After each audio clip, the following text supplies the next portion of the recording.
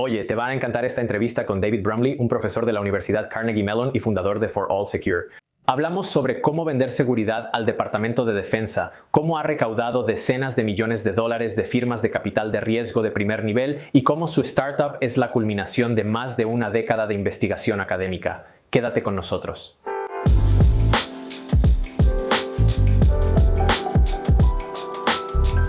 David, gracias por venir al podcast. Estoy emocionado de hablar contigo.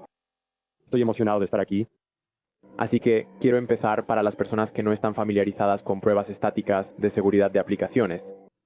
¿Puedes explicar primero qué es eso y cuáles son las deficiencias, fallas u oportunidades que viste en ese modelo que quisiste mejorar con tu empresa? Sí, en realidad es bastante fácil de explicar. Así que usaré una analogía. ¿Alguna vez has escrito un documento en Microsoft Word y luego usaste la revisión gramatical? Sí.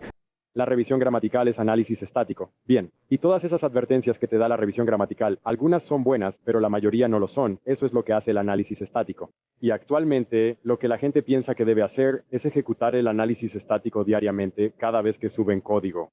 Así que imagina ejecutar una revisión gramatical y recibir esos mismos falsos positivos cada vez. Lo que descubrimos a través de la investigación en la Universidad Carnegie Mellon con la innovación de DARPA y ahora en una empresa comercial es que podemos aprender mucho más sobre lo que es vulnerable, al ejecutar realmente el programa y usar nuestra inteligencia para averiguar qué podría salir mal, en lugar de solo verlo como un corrector gramatical muy estático. Entiendo. Entonces, ¿eso básicamente funciona en sincronía o en paralelo con las operaciones reales del propio software? Así es. Nuestro producto se llama Mayhem. Lo que hace Mayhem es ejecutar la aplicación y luego intenta hackearla. Iba a decir que para una marca de seguridad normalmente buscas transmitir fortaleza, como con un perro guardián o algo así, pero Mayhem casi espantaría a alguien que está buscando seguridad. La historia de Mayhem es que realmente Mayhem es diferente. La mayoría de los productos que hay en el mercado van a intentar advertirte sobre todos los posibles problemas. Piénsalo como, ya sabes, si alguna vez has recibido una inspección de casa o algo que realmente intenta entrar en detalle y señalar cada pequeña cosa, incluso aquellas que no importan. La razón por la que inventamos Mayhem es porque Mayhem se comporta más como un atacante real y trata de encontrar vulnerabilidades de día cero. No resalta una línea de código, de hecho te da un exploit. Y por supuesto cuando lo ejecutas puedes ver que salió mal. Entonces, la idea es que al ejecutar Mayhem como parte de tu DevOps, al obtener esto, no vas a tener caos después de lanzar el software. Podrás tenerlo en un entorno controlado. Entiendo. Entonces, la empresa se fundó a partir de esta investigación. ¿Hiciste algo como transferencia de tecnología universitaria? ¿Cómo fue realmente el origen de la empresa? La historia de la empresa es que empezamos en Carnegie Mellon con este problema de querer encontrar errores explotables antes que los atacantes. Y cuando digo errores explotables, todo el software tiene errores, pero algunos tipos de errores realmente pueden ser usados por atacantes para tomar control de tu máquina. Y queríamos encontrar esos antes que los atacantes. Y queríamos hacerlo incluso en software que no estábamos escribiendo nosotros. La razón de eso es que tengo una opinión un poco radical comparada con la mayoría de la comunidad de seguridad. Creo que todos deberían poder revisar su software en busca de vulnerabilidades, no solo el desarrollador. Así que empezamos a trabajar en esta técnica llamada Mayhem en la Universidad Carnegie Mellon y de hecho le dedicamos unos 10 años, wow. Y sabes, recibió el premio al mejor artículo, todos estos premios académicos. Y luego, en 2014, DARPA lanzó algo llamado el Cyber Grand Challenge. Dijeron, miren, hoy en día la ofensiva tiene una ventaja permanente. Simplemente hay más personas atacando que defendiendo y los defensores tienen una tarea demasiado grande. Pero ¿qué pasaría si pudiéramos construir algo como un auto autónomo, pero para la ciberseguridad? ¿Y si pudiéramos hacerlo autónomo? Así que lanzaron esto como el Cyber Grand Challenge. Dijeron que, al igual que con los autos autónomos, había un camino que tenías que recorrer completamente de forma autónoma. Lo que vamos a hacer es tener una batalla cibernética y vamos a ver si las máquinas pueden hacer lo que hacen los humanos. Así que competimos en eso. De hecho, ganamos, obtuvimos $2 millones y con eso pudimos poner en marcha la empresa. Por eso no tuvimos que levantar capital semilla. Muchas empresas dicen que su tecnología es revolucionaria. La nuestra, literalmente, fue exhibida en el Museo Smithsonian de Estados Unidos para asombrar a todos. Así que estábamos sentados ahí pensando, oye, esta es una tecnología realmente genial. Ha sido validada de manera independiente en una competencia internacional. Es algo que el mundo necesita. Pero es diferente. Vamos a invertir tiempo y esfuerzo para comercializarla. Así que pasamos algunos años más investigando y luego recaudamos nuestra serie A realmente para intentar llevar esto al mercado en 2008. Así que mencionaste que hubo como estos 10 años previos de investigación y todos los académicos se basa en, ya sabes, el trabajo de los grandes del pasado. Pero tengo mucha curiosidad en cuanto a la motivación personal. nos encontraremos con otros emprendedores y es como, ya sabes, yo vendía dibujos o vendía limonada desde mis primeros días. Y para mí siempre se trataba de la venta del juego o de construir el sistema, pero después de haber pasado tantos años con una formación en investigación, no creo que la motivación o el impulso inicial para alguien como tú haya sido puramente la aplicación comercial o el resultado empresarial potencial. En cierto modo, también estaba el estímulo intelectual de resolver el problema en sí. ¿Cómo le darías una jerarquía a esas motivaciones? Así que incluso hoy en día nuestra motivación no es realmente comercial. Es cambiar la forma en que el mundo maneja la seguridad informática porque estamos perdiendo. La forma en que empecé es en realidad una historia algo graciosa. Recién salido de la universidad, en realidad trabajé en Stanford en el área de TI, ¿verdad? Así que era una universidad académica, pero yo estaba en TI.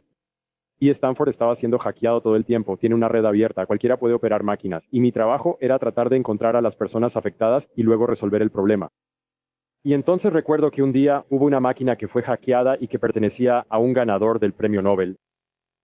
Y ya sabes, yo, recién graduado de la universidad, le llamé un poco intimidado diciéndole, su máquina ha sido hackeada, va a tener que borrarla y reinstalarla. Al final lo hizo, ¿verdad? Como la mayoría de nosotros, él decía, ¿de verdad tengo que hacerlo? Y le dije que sí tenía que hacerlo. Luego reinstaló y hizo todo bien en cuanto a seguridad. Todo. Actualizó, protegió su computadora, pero 2 semanas después fue hackeada de nuevo. Y lo que pasó fue que el atacante encontró una vulnerabilidad completamente nueva, lo que se llama un día cero, algo que no tiene parche, y explotó su máquina y desde ahí pasó a comprometer todas estas computadoras en Stanford. Una de las historias curiosas es que una de las computadoras se llamaba corgi.stanford.edu. Resulta que ese es el nombre DNS completo de lo que ahora se conoce como google.stanford.edu o Google. Wow. Así que llamé, de hecho tengo un correo con Larry, estoy seguro, ¿sabes? Yo lo recuerdo, él no me recuerda a mí, diciendo que la máquina fue hackeada. Y de hecho trabajé con Larry para cerrar googlestanford.edu en ese momento. Pero ese evento se me quedó grabado porque realmente resaltó que como defensor solo estaba reaccionando. Cuando el atacante encontraba un nuevo ataque, todo lo que podía hacer era intentar arreglar el desastre que dejaba. Así que en realidad renuncié a mi trabajo, fui y obtuve una maestría, un doctorado, y centré mi investigación en la pregunta de cómo encontrar primero esos errores. ¿Cómo puedo automatizar eso? Así que ahí está un poco el origen de esto hace muchos años, tratando de resolver el problema que tenía, que era que siempre estaba tratando de ponerme al día. ¿Cómo puedo escalar lo que hacen los malos y aprenderlo antes que ellos para poder ser realmente proactivo? Así que una vez que ganas este premio, que es un gran punto de validación, ya sabes, los jueces en la competencia básicamente dicen que este es el proyecto más impresionante, convincente o con mayor potencial. ¿Cómo se traduce eso en un resultado de negocio? Porque dijiste que casi volviste a investigar su aplicabilidad y viabilidad comercial. Como que, supongo, tal vez desde ese punto hasta la ronda de inversión Serie A, ¿qué hitos ibas cumpliendo para, ya sabes, demostrar la viabilidad del negocio? Sí, entonces, cuando estás viendo la investigación, en realidad hay diferentes etapas. Así que en una universidad solo estás haciendo cosas realmente básicas y fundamentales. Cuando participamos en la competencia de DARPA, tuvimos que hacer que funcionara una vez. Entonces, si piensas en su concurso de autos autónomos, sabes, tenían que lograr que ese auto funcionara una vez por un tiempo limitado. En ese recorrido específico para ese día específico. Y es un terreno artificial. Es representativo, pero es artificial. Así que durante los siguientes años, lo que tratábamos de averiguar era cómo construir un producto alrededor de esto que fuera escalable, reproducible y que pudiera funcionar con el flujo de trabajo existente de las personas. Y sabes, solo como analogía, si ves a Tesla y dónde están hoy en comparación con la competencia de autos autónomos que fue hace 15 años, toma tiempo. Así que mucho del trabajo que estábamos haciendo era llevarlo al siguiente nivel de cómo llevamos esto al mundo. Sabemos que la idea funciona, ha sido validada de manera independiente. ¿Cómo lo hacemos? También teníamos algo de motivación personal. Resulta que China replicó este experimento que hizo DARPA 4 veces. Así que ellos están tratando de desarrollar la misma tecnología que nosotros. Así que sentimos, ya sabes, una motivación personal para sacarlo a la luz. Además de esto de, oye, necesitamos sacar esto. Ya sabes, Estados Unidos necesita este tipo de tecnología. Las empresas estadounidenses necesitan esto para vencer a los atacantes. Y realmente lo que eso implica es que los clientes para esto, y nosotros, ya sabes, escuchamos sobre el ataque de SolarWinds o el hackeo de SolarWinds, Si la gente está prestando atención, ya sabes, a algunos de los titulares de negocios y gobierno y titulares geopolíticos, ¿no? El cliente final para algo como esto potencialmente no son solo las empresas más grandes de la lista Fortune 500 en el mundo, sino nuestras instituciones más importantes, nuestros gobiernos, las entidades donde la seguridad no solo es uno de los elementos clave de su existencia, sino también una de sus principales responsabilidades y donde hay muchísimo en juego. Exactamente. Si vas y hablas con algunas personas de seguridad, lo que más les preocupa es la confidencialidad. No quieren que se robe la información de los usuarios. Pero cuando ves los niveles que nosotros vemos, cualquier tipo de error en un avión, un auto, un sistema de armas, ¿verdad? Es algo muy serio, incluso algo que solo lo haga estar fuera de servicio. Eso significa que, ya sabes, cuando quieres ir y no puedes, es algo muy serio. Y lo que descubrimos es que nuestra estrategia inicial de salida al mercado en realidad se ha traducido bastante bien en empresas como Roadblock y Cloudflare que tienen esa misma necesidad, donde no se trata solo de seguridad en el sentido de, oye, mantén mi información personal privada, sino que esto es crítico y necesita estar funcionando todo el tiempo. Sí, normalmente se les evalúa por su tiempo de actividad y es como que el 99.9999% es el ideal al que todos aspiran. Exactamente. Y están escribiendo software personalizado. Ya sabes, el software que está en un avión o en un servidor en la nube, todo eso es software personalizado. Entonces dime, ¿en la ronda Serie A ya había clientes o realmente era solo como, oye, el producto por fin está listo para lanzarse? ¿Cómo fue esa etapa? Porque mencionas algunos de estos clientes que consiguieron. Sí, fue una época muy interesante para mí. Cuando estaba haciendo la presentación para la Serie A, ya teníamos a varias personas usando Mayhem. Pero todos nuestros clientes tenían contratos más orientados a servicios. Es decir, alguien venía y decía, oye, ¿puedes ayudarnos a adaptar esto a nuestro entorno? Y la mayoría de las veces cobrábamos por el trabajo para hacer eso. Y de hecho teníamos un ingreso bastante razonable. Y cuando fuimos a buscar la Serie A, en realidad recibimos ofertas de varios de los principales fondos de capital de riesgo. Al final la aceptamos de NEA. Pero fuimos con ellos y les dijimos, miren, los clientes actuales generan ingresos basados en servicios. Lo que queremos hacer es que sea un producto por suscripción. Lo que vamos a hacer es dejar a todos esos clientes y luego reactivar la relación con ellos como clientes de suscripción para que realmente podamos crecer como empresa. Y para decirlo de otra manera, ese es, ya sabes, el clásico modelo SaaS B2B, que es uno de los modelos más atractivos en los negocios.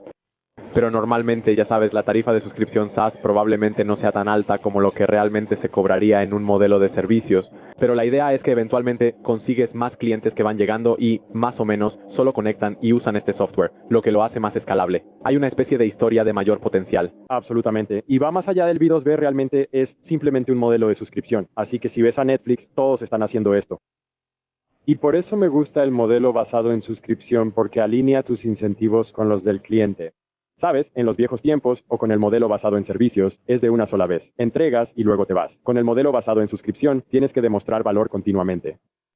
Así que una de las cosas más interesantes para mí cuando interactúo con tecnólogos como tú, y ese es el tipo de arquetipo en el que te pondría. Claramente, por la historia que has compartido hasta ahora, es cuando ese conjunto de habilidades, que es muy distinto, tiene que fusionarse con las ventas.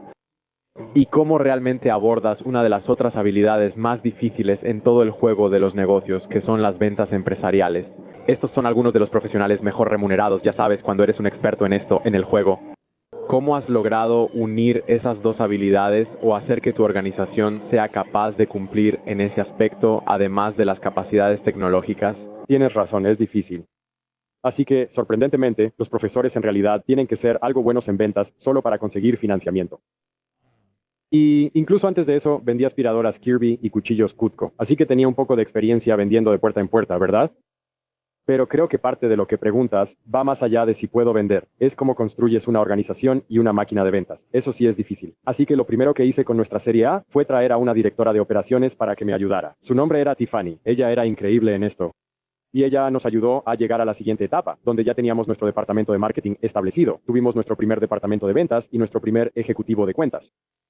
Y luego, de hecho, con la Serie B, acabamos de traer a un nuevo líder tanto para ventas como para marketing para seguir elevando el nivel.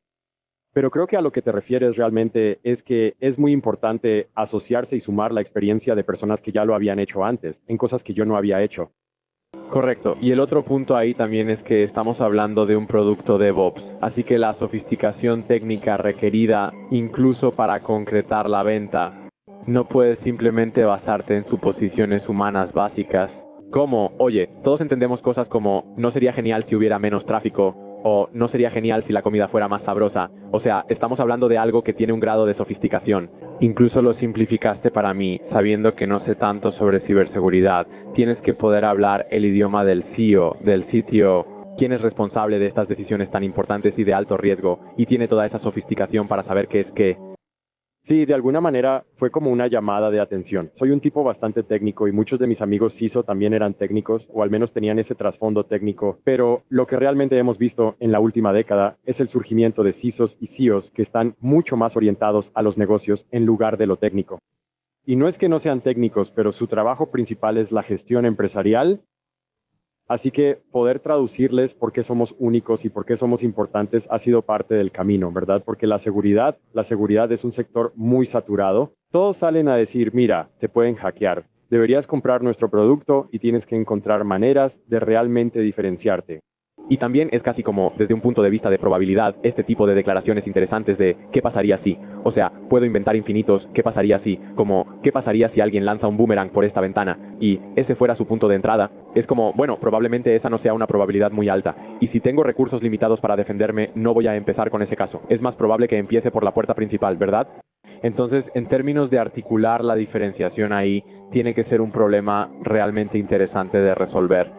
Lo es, y probablemente durante los primeros años, ¿verdad? Solo aprender a segmentar y averiguar de entre todos los clientes a los que puedes llegar, con quién va a resonar más. Hoy fue difícil porque la seguridad es muy horizontal, o sea, todos la necesitan, ¿verdad? Ya sea que tengas un pequeño negocio o una pizzería, ¿cierto? Ciertamente no quieres que hackeen tus cajas registradoras, ni tampoco las de las empresas Fortune 500, pero la manera en que hablas, vendes y te acercas a esos clientes es bastante diferente. Así que fue una experiencia de aprendizaje muy interesante. ¿Y qué hay de segmentar incluso entre instituciones privadas y públicas? Porque tienen procesos de toma de decisiones y ciclos de ventas completamente diferentes. ¿Puedes hablar un poco sobre eso? Sí, de hecho, esto es curioso. Lo que encontré más diferente al ir, por ejemplo, al Departamento de Defensa en comparación con grandes empresas es la percepción de la gente de que es diferente, en lugar de la diferencia real. Una parte interesante de esto podría ser que yo sé un poco sobre cómo opera el Departamento de Defensa, pero en realidad no hay mucha diferencia entre ellos. Sin embargo, existe esta gran percepción de que sí la hay. Así que normalmente en todos estos escenarios lo que tienes que hacer es entrar a ser un piloto y demostrar valor, y normalmente ese piloto. Vas a hablar con un negocio, con el dueño del negocio, ¿verdad? El CISO, alguien con el presupuesto, y luego van a delegar el trabajo real a otra persona. Así que parte del piloto es hacer eso, y luego, después de que hacen el piloto y demuestran éxito, luego tienen que averiguar de qué parte del presupuesto de este año van a sacar esto. Así que vuelve a subir hasta arriba y esa parte en realidad es igual. Y en las grandes empresas, lo que he visto, algo parecido al Departamento de Defensa, es que hay un enorme desafío de adquisiciones. Nunca pensé que esto sería un problema, pero lo es cuando alguien quiere comprar. Te convenzo de comprar, ¿verdad? Pero tú eres inteligente, así que lo que has hecho es delegarlo a otra persona para que haga toda la negociación, ¿verdad? El tipo rudo, policía bueno, policía malo. Y esto es cierto, ya sea Cloudflare, Roblox o lo que sea. Está ese tipo al que le delegaron la tarea y ahora tengo que ir a hablar con él. Lo mismo pasa en el gobierno. Creo que la mayor diferencia que realmente estamos viendo es simplemente la cantidad de trámites regulatorios que tenemos que presentar cuando tratamos con nuestro Departamento de Defensa. Es mucho mayor. Quiero decir, nuestra tecnología se utiliza en entornos clasificados, así que tenemos cosas de redes cerradas que no ofrecemos comercialmente, pero el ciclo de ventas no es tan diferente. Pero ciertamente existe esa percepción. ¿Puedo contarte una historia sobre esto? De hecho, lo explica todo, ¿verdad? Íbamos a levantar la serie B y teníamos grandes clientes, ya sabes, tenemos a Cloudflare, tenemos a Roblox, tenemos a un montón de personas que no puedo mencionar aquí, pero son nombres importantes que lo están usando y están contentos. Tenemos clientes que darán testimonios, responderán a los capitalistas de riesgo y harán reuniones uno a uno con ellos. Tenemos clientes que quieren invertir en nuestro equipo. ¿Puedo hacer una pausa rápida? Solo quiero reiterar eso. Así que una de las cosas más importantes ahí es: los capitalistas de riesgo van a llamar a los clientes actuales y simplemente entender desde la perspectiva del cliente por qué es tan valioso.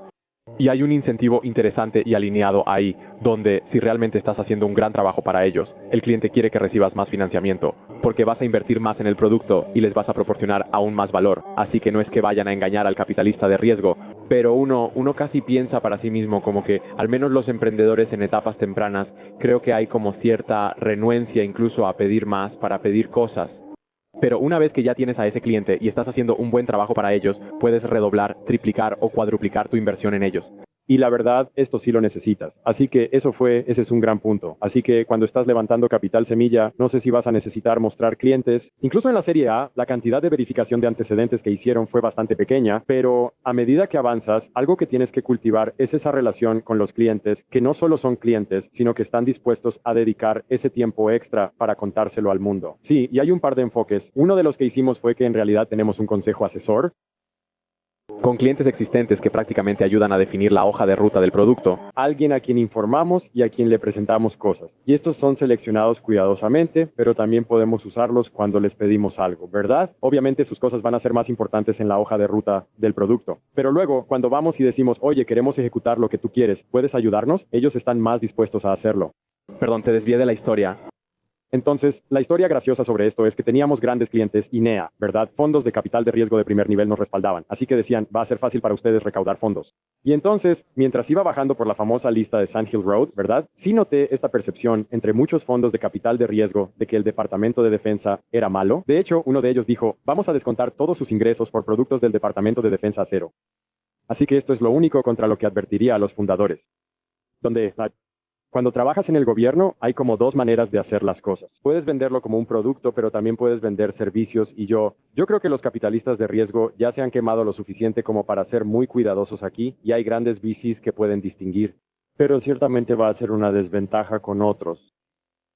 Y menciono esto porque aquí en Pittsburgh somos una ciudad muy tecnológica. Hay muchos profesores, muchos de ellos dicen, voy a ir y voy a conseguir este programa para pequeñas empresas, este es SBIR del ejército o algo así. Y así no tengo que recaudar dinero y puedo conseguir mis primeros clientes. Eso en realidad puede ser una ventaja.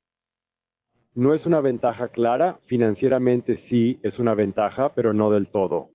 Y déjame decirte y justificar por qué no lo es. Los capitalistas de riesgo reciben muchas propuestas, ¿verdad? Así que no saben si es ingreso por servicios o ingreso por producto.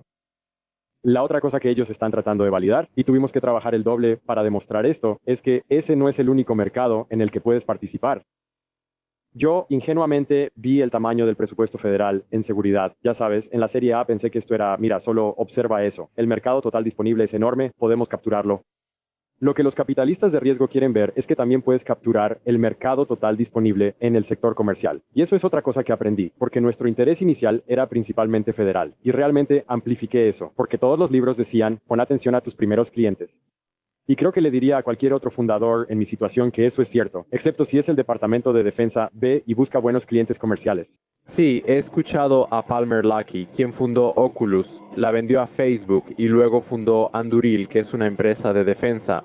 Un ámbito muy diferente, pero de manera similar habló sobre sus desafíos para recaudar capital para su empresa de tecnología. Debido a que, como sabes, estaba directamente vinculado al Departamento de Defensa como cliente principal y había, ya sabes, un grupo relativamente pequeño de inversionistas de capital de riesgo que, ya sabes, o era parte de su tesis de inversión macro o tenían un marco para sentirse cómodos con eso. Pero es muy interesante, ya sabes, hay ciertos inversionistas que simplemente no tienen el trasfondo o la sofisticación para saber, como dices, la diferencia entre ingresos por servicios o por productos. Absolutamente. Así que los VCs de primer nivel son geniales. Como NEA, A16Z, toda esa gente es genial. Pero tienes que imaginar, ya sabes, desde el punto de vista del VC, ellos están tratando de validar que esto es algo que va a crecer con el tiempo y que les des la evidencia de eso. Mantén eso siempre presente. Creo que lo otro interesante es que cuando le presentas a un VC, el VC al que le estás presentando puede encantarse con la idea y va a luchar por ti. Pero hay todo un comité de personas cuando empiezas a hablar de recaudar fondos en serio, dinero, ya sabes, dinero de verdad. Así que no solo les estás presentando a ellos, al final del día le estás presentando a un comité. Entiendo. Entonces, otro elemento del modelo de negocio SaaS habla sobre el piloto y luego, si el piloto sale bien, va a haber una implementación a mayor escala. Pero incluso más allá de eso está la noción de entrar y expandirse. Entrar, establecerte con el cliente y luego, poco a poco, descubrir cómo puedes ofrecerles más servicios y aumentar el valor anual del contrato del trabajo que realmente estás haciendo con ellos. ¿Puedes hablar sobre cómo funciona eso específicamente en el ámbito de la seguridad? ¿Se trata de moverse de un departamento a otro? ¿Es, ya sabes, ofrecer más capacidades? ¿Cómo funciona eso realmente para una empresa como For All Secure? Así que creo que si entras y eres una empresa que está haciendo una mejor versión de algo que ellos ya están haciendo, es bastante fácil. Tienen presupuesto y puedes demostrar que eres incrementalmente mejor en la forma en que implementan el sistema. Pero en nuestro caso, nosotros llegamos diciendo que esta es una manera diferente de hacer las cosas.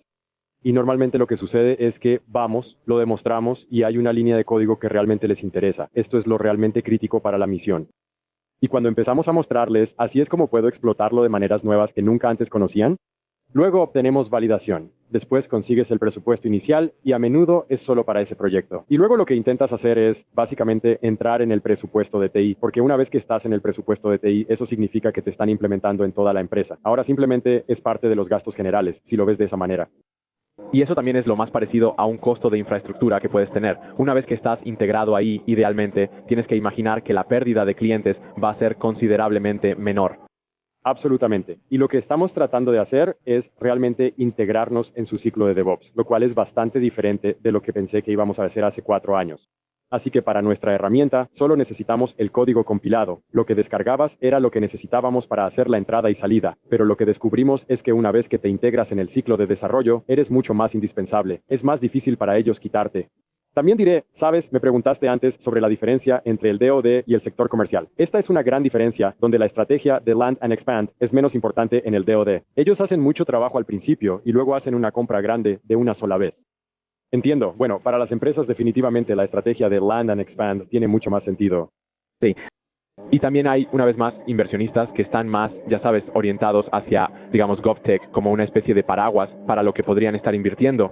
Y por eso van a estar mucho más cómodos con ese ciclo de ventas y probablemente también aporten recursos como decir, oye, aquí tienes cómo manejar eso y estructurar tu empresa para ese tipo de ciclo de ventas, en comparación con uno más, no sé si convencional, pero sí más orientado al sector privado. Absolutamente. Y mira, estábamos tratando de hacer ambas cosas y todavía lo estamos haciendo. Ahora la mayor parte de nuestro enfoque está en lo comercial y en expandirnos ahí, pero definitivamente no es nada fácil de lograr, ¿verdad? Es algo que no sucede por sí solo. Sí, es un alto grado de dificultad. Hablando de grados de dificultad, y esto es un poco atrevido, pero acabamos de tener a otro invitado, Wesley Gray, que habló sobre cómo fundó su empresa mientras era profesor en Drexel. Y la de él está más orientada a las finanzas, pero básicamente él, ya sabes, en tono muy sarcástico lo dice. Es la manera perfecta de intentar iniciar una empresa porque tienes esta obligación de dar algunas clases, tal vez hacer un poco de investigación, pero tienes todo este otro tiempo para simplemente dedicarlo a donde sea que tu atención parezca estar dirigida. Entonces, ¿puedes hablar sobre si afirmas esa idea de que ser profesor e intentar iniciar un negocio al mismo tiempo es un muy buen trabajo o si también trajo ciertos desafíos? Bueno, primero es un muy buen trabajo. Quiero decir, si vas y miras Silicon Valley, el hecho de que Stanford y Berkeley estén cerca no es una coincidencia. Sí, yo le daría un pequeño matiz a lo que él dijo, que es que el truco para muchos profesores es cómo lograr que sus estudiantes financien la empresa donde ellos solo son asesores o accionistas principales, ¿verdad? De esa manera no tienen que hacer todo el trabajo de hacer crecer la empresa. Exacto. Y yo no he podido lograr eso. Pero si ves Stanford, esto es algo bastante común.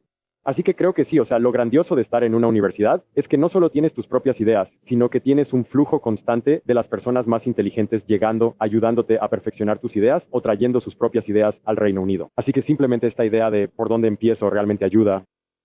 Creo que una de las cosas buenas de ser profesor, como dices, es que también puedes tomarte un tiempo para hacer esto. Así que en la Universidad Carnegie Mellon tienes licencia para emprender. Puedo decirte que hay una desventaja en esto, sin embargo, y creo que si hablas con otras personas aquí, también podrían hablar de esto. Cuando eres profesor, especialmente en mi caso, trabajé muy duro para obtener la titularidad. Conseguir la titularidad es difícil en un lugar como la Universidad Carnegie Mellon, ¿verdad? Y si lo piensas, esto realmente está estableciendo un mínimo para mí. Una obligación o responsabilidad. Obligación, responsabilidad, pero también es un trabajo que puedo mantener de manera permanente. Pero la Universidad Carnegie Mellon solo te da 3 años de licencia para emprender sin dar clases y tienes que tomar una decisión. ¿Vas a intentar vivir esta vida dual o enfocarte en una u otra? Así que cuando eres profesor, puedes tener lo mejor de ambos mundos por un tiempo, pero el tiempo corre. Y me imagino que, ¿cómo estás abordando esa decisión en lo personal? Probablemente esta es la parte más difícil. Todavía me encanta enseñar a los estudiantes, así que mantengo una clase que imparto solo porque me gusta esa conexión. Y de hecho, es bueno para nuestro reclutamiento. En algún momento tienes que tomar una decisión sobre dónde vas a estar de tiempo completo. Así que si ves a Duolingo, por ejemplo, Luis Bonan tomó la decisión de que quería enseñar un idioma extranjero al mundo. Y ahí es donde estaba su corazón. Así que él realmente dejó la CMU. Quiero decir, todavía es profesor afiliado, pero no, ya sabes, no es profesor titular con nombramiento vitalicio. Correcto. Y también hay un grado en el que, con suerte, los administradores o los jefes de los diferentes departamentos ahí entienden que alguien que realmente está en el campo implementando activamente estos problemas va a tener lecciones muy pertinentes que enseñar. Así que probablemente este es el error de concepto número 1 que la gente tiene, es exactamente lo que dijiste. Estoy lleno de conceptos erróneos. Me encanta que seas directo, corrígeme. Entonces ya sabes. Si lo piensas como un negocio, el vicerrector académico podría ser como, ese profesor está fundando un negocio y la CMU como una empresa derivada obtiene un porcentaje. Quiero que eso tenga éxito y lo logran, ¿verdad? Pero al final del día es el profesorado del departamento quien decide si te quedas ahí o no. Sí. No el vicerrector académico. Y ellos no tienen ninguna motivación empresarial. Van a fijarse en si estás asesorando estudiantes, si estás haciendo investigación, si eres un miembro activo de la comunidad de investigación, porque ellos no tienen que pensar en el aspecto financiero. Así que existe este malentendido de que es bueno para la universidad.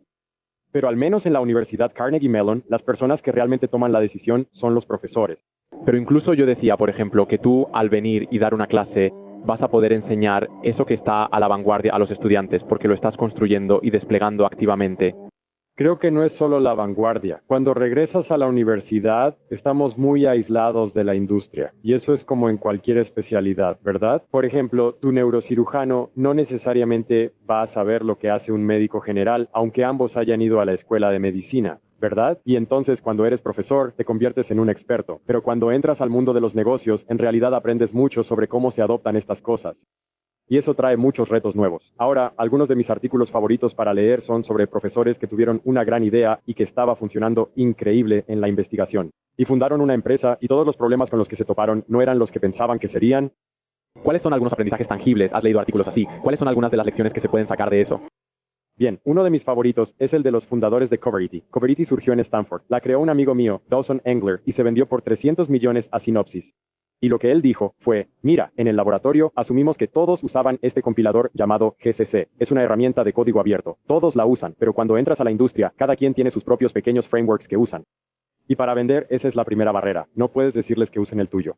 La segunda cosa que señaló, que fue algo interesante en seguridad, fue que él tiene una herramienta para encontrar errores.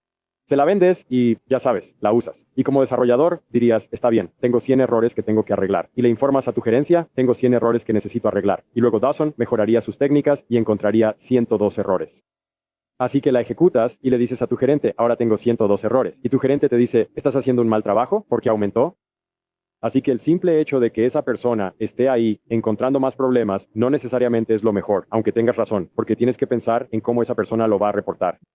Y es casi como algo social, como, ¿sabes?, sobre quién realmente está cayendo la culpa. Tienes que pensar, y me tomó mucho tiempo porque es una declaración muy vaga, cómo obtiene valor una persona, y yo pensaba, ¿eso suena a tonterías?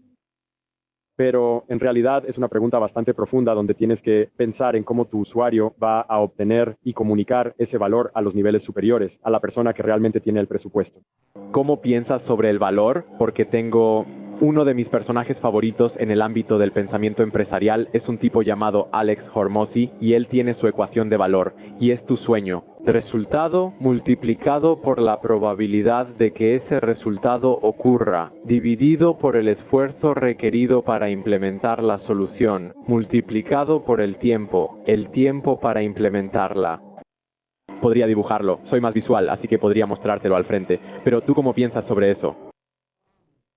Así que una de las grandes cosas de las startups es que aprendes. Primero, tengo que decir que estamos aprendiendo, y sinceramente es diferente para diferentes personas, y eso es parte de lo que estás mencionando. Creo que lo que dijiste es una manera muy buena de verlo. Creo que otra cosa que tienes que tomar en cuenta es la percepción de las personas. Así que uno de los errores que cometimos al principio fue que cuando ejecutábamos Mayhem no le explicábamos al usuario el ahorro de tiempo. Solo decíamos, aquí hay un error. Sí. Pero en realidad lo que queremos decir es, aquí está el esfuerzo humano que te ahorraste al tratar de encontrarlo, diagnosticarlo, depurarlo y arreglarlo. Porque en realidad es el factor tiempo lo que aporta valor. Sí. Y creo que eso es algo que no se puede exagerar. Mientras más puedas hacer un informe que una persona pueda simplemente imprimir y entregarle a alguien sobre cuál fue el valor, mejor, al menos en ventas B2B. En lugar de simplemente asumir que, ya sabes, todos van a pensar que eliminar una vulnerabilidad explotable es algo bueno. Todos más o menos piensan que sí, pero tienes que ponerle un número para tus clientes. Y por eso al final los divisores son en realidad las piezas de mayor impacto. Como, ¿cuánto esfuerzo requiere implementar esto? ¿Cuánto tiempo va a tomar? ¿Sabes? Es la razón por la que Amazon pasó de entrega en 2 días a entrega en 1 día, luego a entrega en 1 hora, y eventualmente te lo van a estar entregando antes de que siquiera lo necesites. Y también te ayuda con la segmentación, ¿verdad? Básicamente, cuando entramos, lo que estamos diciendo es, mira, el 25% del tiempo de tus desarrolladores se desperdicia en falsos positivos, ¿cierto? Los desarrolladores ganan mucho dinero, digamos $200,000 al año, así que el 25%, esos son 50,000 al año que simplemente estás desperdiciando. Entonces, si podemos eliminar eso, como empresa estás ahorrando 50,000, sí. Correcto, pero te ayuda a segmentar porque entonces puedes pensar qué empresas realmente están pensando a esa escala que quieren ahorrar $50,000, $50,000. Las pequeñas empresas realmente son solo como 5 o 6 personas. No van a invertir mucho en herramientas, sí, porque la seguridad simplemente no es una prioridad alta para ellos. Así que, aunque le ahorre tiempo, probablemente ni siquiera se está ocupando de la seguridad de todos modos. Así que supongo que esas propuestas de valor tienes que mirar específicamente a tus usuarios. Y una de las cosas que nos ayudó a hacer fue empezar a dirigirnos a empresas más grandes, donde se manejan cifras grandes y realmente están en esa etapa de optimizar el tiempo de las personas, en lugar de, por ejemplo, solo salir al mercado. Y eso también te ayuda a fijar el precio en función del valor, en lugar de fijarlo en función del costo de implementación o el costo de despliegue, como decías antes, con el modelo basado en servicios. Sí, absolutamente. Entiendo, David, esto ha sido fantástico. Te agradezco mucho que hayas compartido tanto tiempo y conocimientos con nosotros. Antes de que hagamos nuestras 2 preguntas finales habituales y terminemos, ¿hay algo más que esperabas compartir y que no te di la oportunidad de hacerlo? Así que creo que lo más importante que quiero compartir ahora es que la forma en que hemos estado abordando la seguridad informática no ha estado funcionando. Y mucho de lo que ves allá afuera es simplemente reinvertir en las mismas ideas con una nueva capa de pintura. Creo que lo que tienes que hacer es preguntarte si no está funcionando, ¿qué podemos hacer diferente? Y ya sea que uses nuestro producto o algo más, creo que realmente se trata de esa autoevaluación de si esto es solo una nueva capa de pintura donde alguien está dando el mismo discurso de ventas, pero ya sabes, un poco más pulido. ¿O es una forma diferente de hacerlo?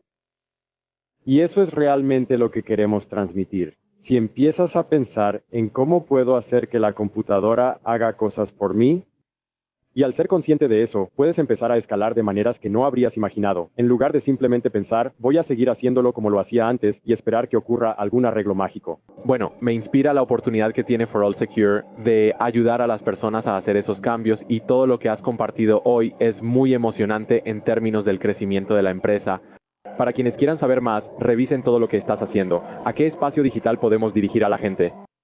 El mejor lugar para ir es nuestro sitio web forallsecure.com, forallsecure.com. forallsecure.com.